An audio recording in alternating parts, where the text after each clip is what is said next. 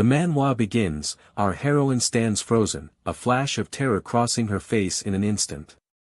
A man waits on the ground, clutching his injured arm while she ponders on how deep his wound is and how if it had been a little deeper, his arm would have been gone.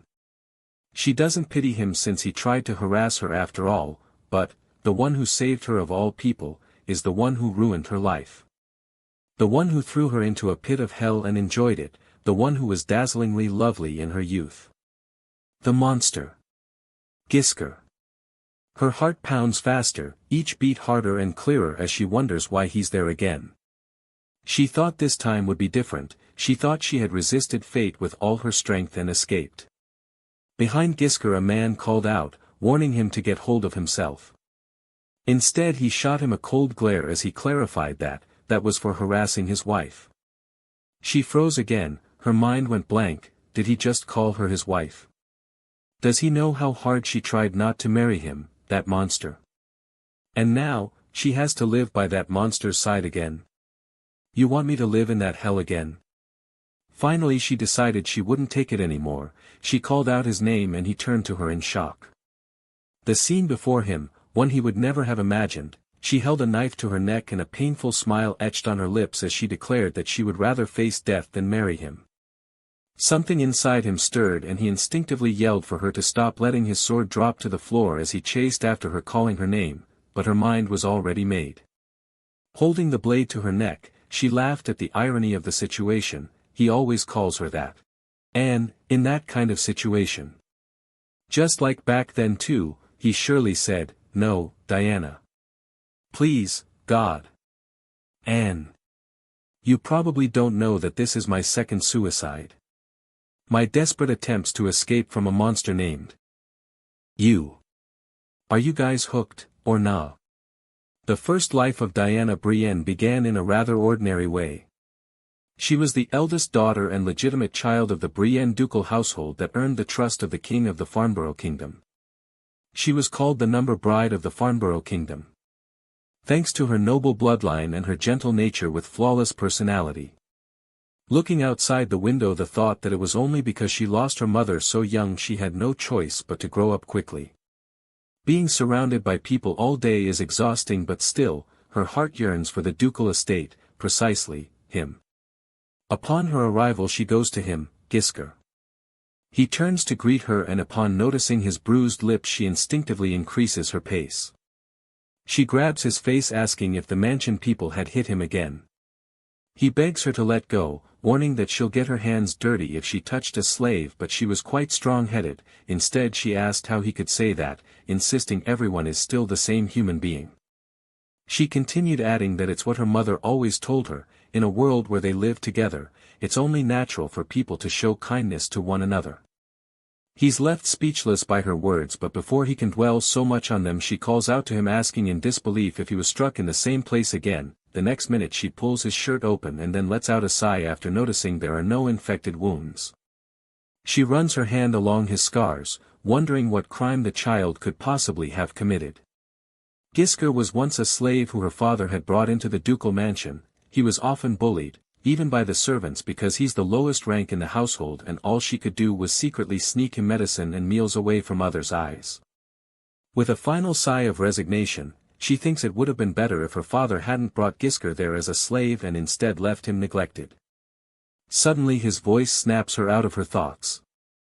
She apologizes, and as she puts his shirt back together she informs him she wouldn't be able to visit his quarters that night. He responds with a dry, understood.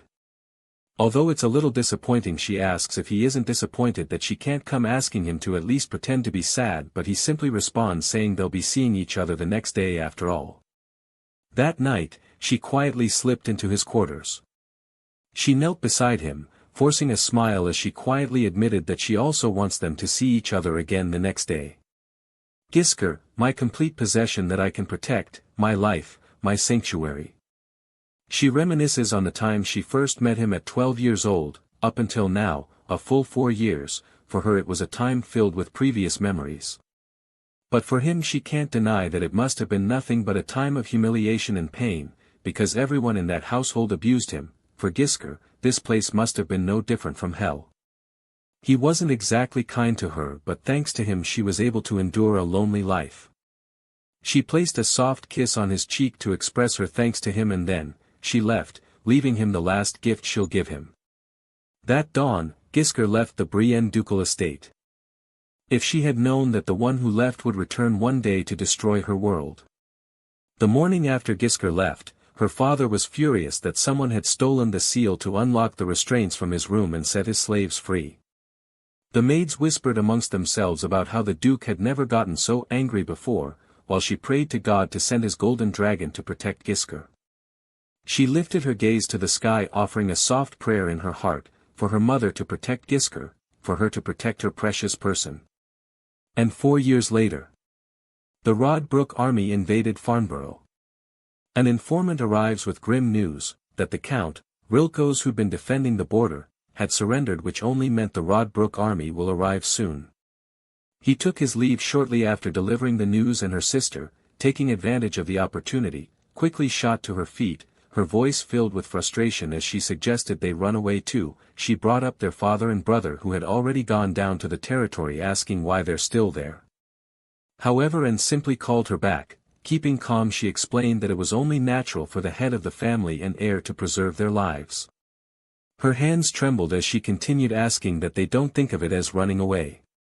After that silence followed, her sister spoke again. This time she only told her she'd paid the servants like she instructed, adding that those who wanted to leave the capital had already left the previous day. She was distraught over those that still chose to stay behind. They met the wrong master, and now the end of their loyalty has become death. Hearing her words, her sister couldn't resist speaking. She turned around and admitted that was why she was insisting they leave the capital at once, asking who would acknowledge them for that and if her sister was really a fool. But Anne didn't waver. Instead she noted the obvious. Even so, she was still standing by her side. Her sister opens her mouth to speak, but before a single word can form, an explosion tears through the capital, shaking the ground beneath them. A flicker of panic stirred in her eyes. Talon, the capital of Farmborough Kingdom, has finally begun to burn. As if that wasn't enough, their door burst open. Without hesitation she flew before her sister, standing protectively, but to her utter shock, as the sword dragged on the palace floor, and a man with stained armor walked in, she got to see her precious person again, but this time with not much warmth in his eyes. Gisker. She called out in disbelief, asking if he was really the one. The fear in her heart dropped and she hurried to him, asking why he was there, with that appearance, asking if he'd gotten caught in the war by chance. Her lips curled into a smile and her cheeks turned red as she asked with excitement if he'd perhaps come to save her, but instead he repeated her question with a mocking chuckle, like he found her naivety amusing. Can't you tell just by looking at me? The color drained from her face the minute she found Prince Fernando laying on the floor. She turned back to him in horror, managing only a single, "What?" Before his unexpected confession came, he was actually the one who started the war. The next minute one of his knights arrives with a report, they've captured all members of the Farnborough royal family. However, the fiancé of the lady he'd mentioned separately, he gently notes that it seems he's handled it himself. She stood there overwhelmed by the sudden realization. Gisker was actually the hidden prince who defeated the poison dragon Fafnir. The newly crowned king who ascended to the throne upon his return. The one who led the vanguard of that war. The hero king of Rodbrook. She stumbled backwards in shock, asking how he could do that. However, before she could process anything, he snatched her face, then with a sickening smile declared that he was there to throw her into hell. With a mocking chuckle he confessed that he never forgot for a single minute how she trampled on him. So, just like she trampled on him, he will also trample on her and thoroughly crush that household. Later, she sat alone in the bedroom wondering why she wasn't dragged to the prison with her family. Her mind helplessly shifted to her father and brother, if they were okay, and Alexa, if she was also captured, only for her door to suddenly swing open. It was Gisker, but he wasn't there to reminisce on old times. Instead he informed her the execution date for the Duke and heir of Brienne had been set. Her body gave out and she dropped to the floor, pleading for them to be spared, but he didn't say a word. And when he did speak, his words burnt with mockery as he remarked that it was simply amusing, for the lady to personally kneel before a man who was a lowly slave, retorting that she must have abandoned her pride a long time ago. He stepped forward mentioning how they even tried to leave her behind as a shield and escape abroad, and yet she was before him, asking him to spare them, and she confirmed it with a firm yes. The corner of his lip stretched into a grin as he asked with a smile if he did that what she would give him, asking what she, a young lady from a ruined noble family, can possibly give. She bit her lips trying to hide her shamelessness. The last bit of restraint in her broke and she got up and declared herself, she will offer herself to him. She ponders on how she'd thought about it the whole time she was imprisoned, why Gisker kept her alive. And when the door swung open, it finally came to her, he wanted to avenge the humiliation he suffered as a slave. And if that's the case, then what should she give him?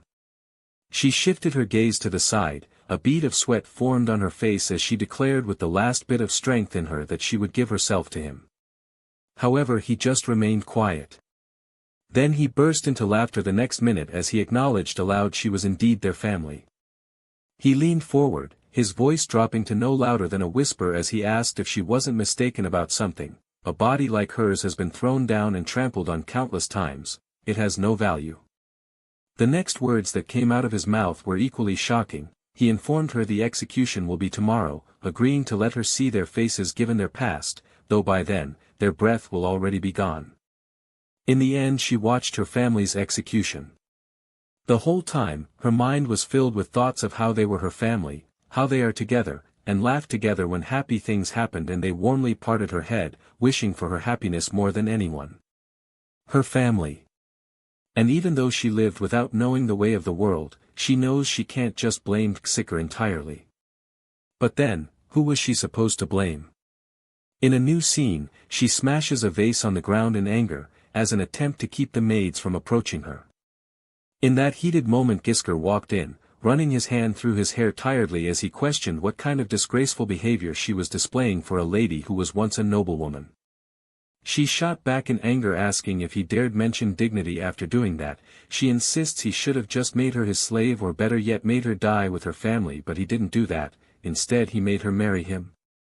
He remained completely unmoved, asking if she couldn't behave herself for just that day, and immediately she shot back asking if he would behave if he were in her shoes, demanding to know how he could ask her to marry the enemy who killed her family and live with him for the rest of her life. Her face twists more into horror and she mumbles about it being a curse, but he just asks if it wasn't a noble's duty to marry someone they didn't want to for the sake of the family. She insists it doesn't happen in such a cruel way, stating right now she has nothing to protect, no pride to hold on to either. She shoots into a frenzy, accusing him of just mocking her. With one last hope, she turns around and threatens to tell the Pope exactly what he's doing right now. However, before she can even take another step, he reaches out to grab her, then with his hand pressed firmly over her mouth, he warns her to go ahead and try, noting in the end, she'll marry the slave bastard she despises. He slips his hand into his bag and pulls out an iron collar. Why? Didn't you say you'd rather be a slave? Wasn't that your wish, my lady? She loses the last bit of strength in her and her body begins to tremble at the humbling realization. His revenge hasn't even truly begun yet, and she ended up being his target. The wedding of the hero king is held in Rodbrook Kingdom.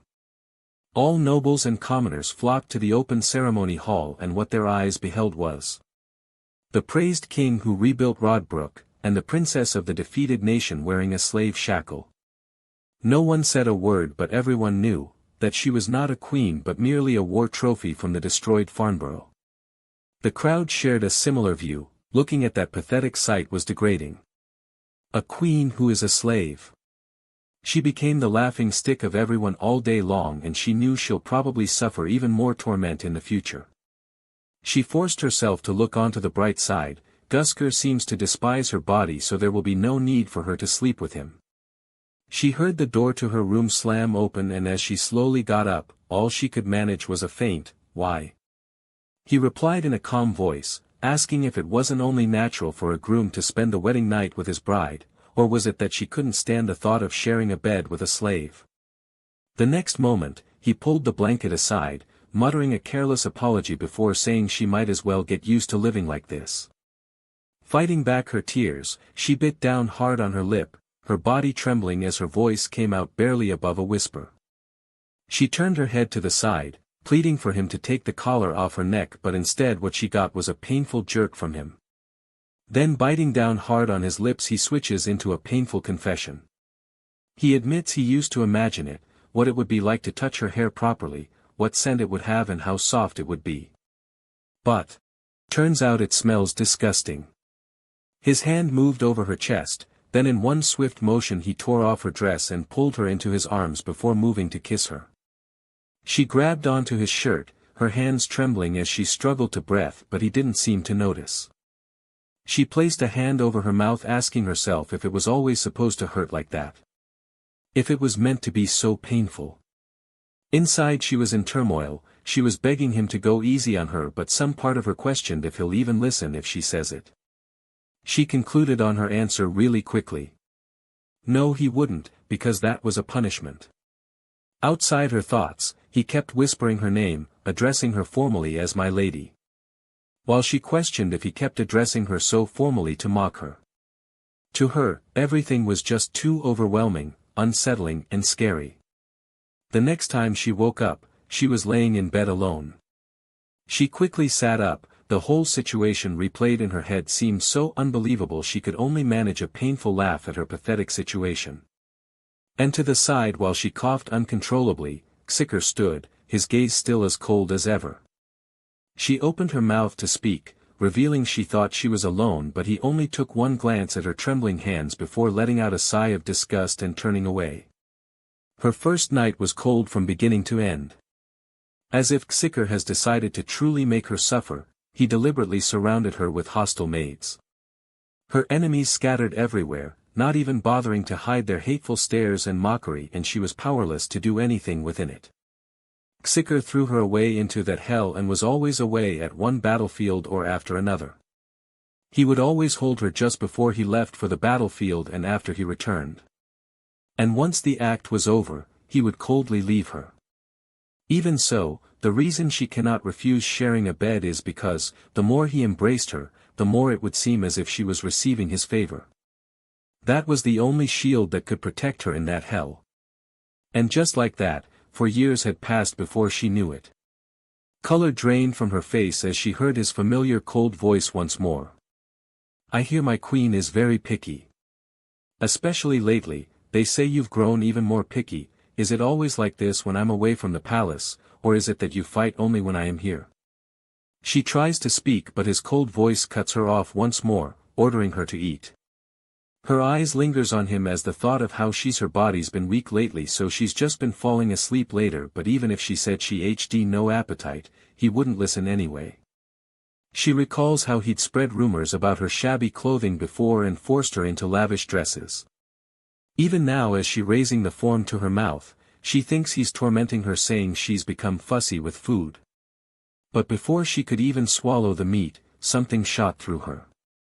She dropped her fork to the floor while the maids ran around trying to clean up the mess she made. They seized the opportunity to slander her even more, dreaming mockery as care by advising her to have endured it a little longer, even if what the king gave her had made her feel nauseous. Just as she was about to confront the maid, his voice came cold. He announced that he will make sure they never eat together from then on. With that he turned away, leaving her standing, her mind consumed with how that wasn't her intention at all, but still, she knew it too well. Even if she explains, nothing will change anyway. In a new scene she gets the most shocking news of her life. It's been roughly 12 weeks. You are pregnant, Your Majesty. No one congratulated her because the rumor that the Queen of Rodbrook despises the king was already widespread. She dismissed everyone present, and after they took their leave, she sat alone with the unreal feeling that there was a child in her belly, her child. It felt strange that there is life inside her stomach, it was fascinating and wondrous at the same time.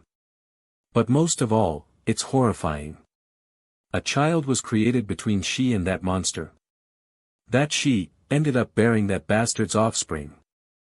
That day, she cried all day while hitting on her own belly. Although she could have hurled herself against the hard corners of the furniture, or even taken an abortion pill to get rid of the child, for some strange reason, she just couldn't do it. Later, a gathering to celebrate the queen's pregnancy was held. And the host, Lady Levian, praised as the virtuous noblewoman who shelters the pitiful queen of a defeated nation. But in truth, she was a woman with a snake-like tongue. Though she was her only maid, she behaved as if she were kind to the queen, but in reality, she constantly left her isolated.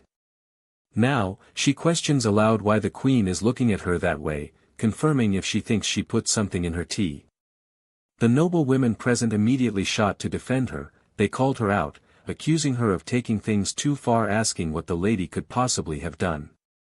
They accused her of taking her cautiousness too far. After all, it was Lady Levian who arranged the celebration. With the criticism, she lets down her guard, thinking, with so many people there, surely they wouldn't openly harm her, but she couldn't have been more wrong. The cup slipped out of her hand and she dropped to the ground coughing, while Lady Levian stood in front of her, her lips curled into a slow smile before a soft mocking laugh escaped. Later, Gisker rushed into her room, his face beaming with excitement, his usual coldness now replaced by an unfamiliar warmth. He brought up the news of her being with child, but before he could go further she cut him off, claiming it's gone. A chilling silence quickly filled the room and Gisker, still in shock, could only manage a single, "What?" She crashes out unexpectedly, her composure shattering in seconds as she repeats that it's gone, repeatedly asking if he was hoping to see a child from her, a Farmborough slave. She held her trembling hands to her chest as the pain shot through her. She couldn't understand why he was looking at her like that when she's the one who was the most confused right now. She hadn't even decided whether to love or hate that child, she couldn't bring herself to choose. But just as her thoughts began to spiral, his familiar voice came for the first time, and it was devoid of warmth as usual. "Don't tell me, are you saying you got rid of that child yourself?" Her gaze lingered on him, his eyes, completely devoid of any warmth, holding not even a single shred of expectation for her. But even someone like him would at least avenge his own child. She clung to this fragile hope, as she confessed that Lady Levian had poisoned her. The next moment, the scene transitions to the grand throne room, while Lady Levian kneels before them with her tear-streamed face, voice shaking with disbelief as she questions aloud how she could possibly harm the Emperor's child, the royal bloodline, in front of everyone. The noble ladies immediately hurry to her defense. They insist it's impossible for her to have committed such an act openly, adding that not a single person who attended the tea party gave poison to the queen. Then she speaks again. This time she acts even more pitiful as she admits she knows the queen has always held deep-seated hatred towards her, but to use their child as a way to plot to get rid of her, isn't that far too cruel? Then suddenly she turns everything around. This time she accuses her of staging everything. She gets up slowly as she confesses that she had originally intended to let the matter pass unspoken, but for the sake of her honor, she will reveal it. She raises her hand signaling for a man to be brought in as she explains how a few days ago Sir Alcio captured a suspicious person in the royal palace. Moments later a man is brought in, a bead of sweat settles on his cheek as his voice shakes with disbelief. He asks why the queen would suddenly go back on her word, bringing up how she promised to spare him. Without wasting any seconds she delivers the final blow, declaring that man had sold abortion pills to the queen. The king immediately freezes, his expression almost unreadable, but the next minute he snaps out of his daze and turns to the culprit, his jaw tightening, making his veins more visible. A wave fear crashes over her as her eyes meets his gaze, and again she hurriedly denies ever doing such a thing. He goes silent first as if to process everything, then he quickly regains control, switching back to his familiar coldness as he casually mentions she wouldn't harm her own body. Besides, how would a mother possibly kill her own child? Levian quickly cut in, insisting it's a lie. This time she mentions they have clear evidence. The queen wanted to get rid of the child, and so, she harmed her own noble, royal, body. I only heard that it was such a terrible fate as one of her maids, so you can just check it yourself, Your Majesty. He lowers his head, his voice barely above a whisper as he orders everyone to leave, all except the one who sold the medicine. Later, Gisker rises, his gaze fixed on the lifeless body sprawled across the floor, when her voice cuts through the silence, sharp and deliberate. "No." He lifts his head slightly, questioning what she meant, and she insists she hadn't killed it, but his response is a sharp reminder of how she tried to. He makes a sharp turn, as he painfully noted. Whether you killed or didn't kill. Either way, you wanted the child to die. My lady is truly, honest, to the point of being annoying. Why? Did it disgust you to carry the monster's child? He asks enraged. Do you know how much I waited for that child, that's why you... A light scoff escapes his lips as he calls her a foolish girl, saying all she knows how to protect is that foolish pride of hers. Again, she insists she really didn't kill it, but before she can finish he cuts her off, claiming even if it wasn't her, she couldn't protect it, not even that one small child. Suddenly she explodes, all the questions she had long buried erupting at once. She demands to know if he ever once gave her the strength to protect anything. She mentions he never even treated her like a proper wife, so how could he rage over losing a child? You abandoned me like a dog, and what did you ever expect me to protect? She lashes out, calling his expectations absurd. When? She asks, had she ever said she wanted children? Why did it always have to be her who suffered for everything? Did he truly imagine they could raise a family together? She reminds him that she never once called his revenge unjustified, she had accepted it, endured it, always, and now he dares to speak of a child, asking if he meant to play house with her. Wasn't the reason you did that to me every night to cause me pain? You're supposed to enjoy my suffering. That's just how you are. She concedes bitterly that he's right, it was horrible. It was horrifying to know his child had once been inside her. She screams that she doesn't want it anymore, living with him has become so unbearable, she feels she'll lose her mind until he suddenly utters a name that freezes her where she stands, Alexa. He asks if that wasn't the name of her younger sister, the one who had been there when she was surrounded. His tone is calm, almost casual, as he explains that Alexa wasn't worth keeping as a hostage, so he sent her away, to a place barely worthy of being called a territory, yet, he adds, it still lies within the borders of the Rodbrook Kingdom. Her breath catches as she demands to know if he's threatening her, and his response is a sharp yes. Rage consumes her, and she strikes him hard across the face. A glint of defiance stirring within her as she calls him a vile, disgusting monster. But he only smiles, that same twisted grin curling at his lips as he murmurs that she's no different than a mother who killed her own child. In a new scene, Levian suddenly greets the Queen. Congratulations. Confused, she asks her what she's talking about, walking into her room without a single word and then congratulating her, and she responds casually that it's simple, she's merely congratulating on her liberation from the empty title of Queen, because she's carrying the King's child. Her head instinctively snapped toward her, her lips managing only a simple, what? While Lady Levian laughs in the distance. Levian tilts her head, eyes glinting with amusement as she mocks her, telling her to look at that stupid, dumbfounded face. Diana Brienne, the fallen princess of Farmborough, she calls before confirming if she'd really thought she would live a normal life after daring to make the noble king her slave. She calls her shameless, then declares that she'll continue to live like a parasite, crawling beneath the ground and wishing for death. Lastly, she finishes revealing, now she will take that seat, claiming she's sat too long in a place that never suited her. Then, as if her mockery wasn't enough, she assures her she wouldn't ever drive her out, adding that the king said he wouldn't send her away from the palace. However, she stopped listening to Levian's taunts for a while, rather her mind was filled with thoughts of how after losing her child, she almost had no contact with Gisker. Also, in society rumors quietly spread that she was the one who killed the child, so she hadn't attended state events for a long time. Also, it turned out Alexa had already died, so she was alive, but not truly living, and now she watched the murderer of her child, who now carried her husband's seed and was pregnant, so, should die now. She silently assured herself that it's okay to die, she has no other choice but to die, so she should just die, until a familiar voice came, asking her to step down from the balcony. She simply asks why, then she casually mentions that the years they've known each other for have been excessively long. She continues, mentioning how it's been well over 10 years since they got married and it's truly been sickening. Revenge, yes, revenge, that obvious and disgusting thing, but I couldn't help it, it's a fact that my country and family humiliated and tormented you, the prince. She ponders on everything silently. She's aware he hates her and there were times she was frustrated by his revenge, but why?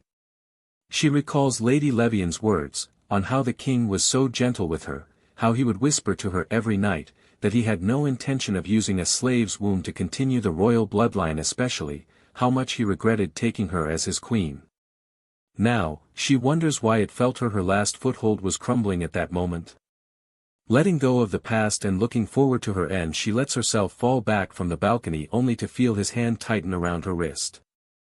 He merely calls that a cute act. With a twisted grin he asks how she dares attempt to run away from him, declaring that he will never let that happen. He pulls her back up, then as he settles on top of her, he demands she's going to have to tell him why she caused that whole mess. Her lips curl into a faint, defiant smile before she spits out her refusal, her voice cutting through the air as she calls him a monster. In the same breath, she drives a hidden needle from her ring into her own skin, and a thin line of blood splatters across his chest. His eyes widen in horror, a weak no escaping his lips. Quickly panic grips him and he shouts for the guards, demanding they bring a physician at once. He gathers her into his trembling arms and through her fading breath, she murmurs that she regrets everything, that she ever saved him, that she ever freed him from his restraints that day. Tears spill freely down his face as he clings to her, his voice breaking with desperation. He begs her not to speak, assuring her that he understands, she doesn't have to say anything more. His pleas grow frantic as he calls out her name, tells her not to leave him like this, first calling her and, then correcting, switching to a whisper, "No. Diana. God, please." And she, as her consciousness slipped away, she pondered one last time on the irony of everything. Didn't he say he would throw her away, that he regretted making her his queen, but then, why? Why is he crying so sorrowfully now? And though she doesn't know what's what anymore, she promises to forget her child. If someone like her, who was even qualified to be a mother, remembers and cherishes you, won't you be unable to leave? But that woman who killed you and this man who didn't believe me and embraced her, I will hate and despise them to the very end. The scene transitions quickly to a man urging his kids to come down for a minute. They all rush to greet him happily, however once his daughter's excitement for her father, quickly fades into horror as soon as she steps down completely. "This father has brought a gift for you."